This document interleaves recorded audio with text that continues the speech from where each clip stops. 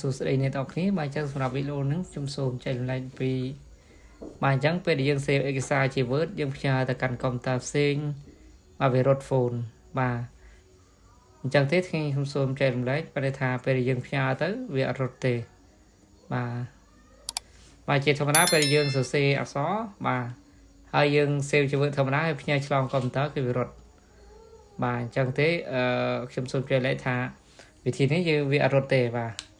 ចឹងទេឧទាហរណ៍ថាយើងវាយឯកសារយើងចប់អញ្ចឹងហើយឬក៏យើងកំណត់មុនក៏បានដែរបាទអញ្ចឹងយើងចូលទៅកាន់ file បាទដើម្បីកំណត់វាចូលមកកាន់ option បាទហើយយកពាក្យថា save ហើយ scroll មកខាងក្រោមនេះពាក្យថា embed phone in the file នេះចុចនេះមកហើយយកគ្រីសយកខាងក្រោមនេះបាទអញ្ចឹងទេបន្តមកយើងចុច OK មកបាទតែប៉ុណ្្នឹងទៅជាការស្រេចប៉ុន្តែសូមបញ្ជាក់ផងដែរថាអាហ្នឹងគឺ VC ទំហំមេធំបាទអញ្ចឹងទេបើសិនជាឯកសារអ្នកនរគ្នារាប់រយទំព័រអីវាអាចស៊ីមេច្រើនបាទប្រេខ្ញុំធ្វើដូចជានេះខ្ញុំបើកឯកសារខ្ញុំមើលបាទ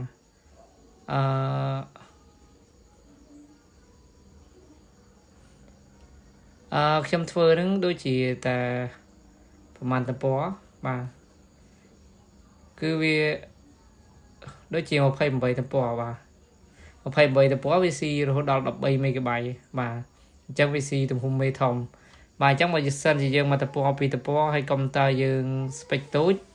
យើងអាចធ្វើមកទំព័រ2ទំព័របានតែបើច្រើនរាប់រយនឹងទៅកុំព្យូទ័រយើង RAM ធំមានអីបន្ថែមមាន CPU មានអីទៀតហើយវាអត់គាំងបាទអាហ្នឹងមិនយើងបើកទៅវាដល់រលូនបើមិនអញ្ចឹងទេយើងបើកទៅវាអាច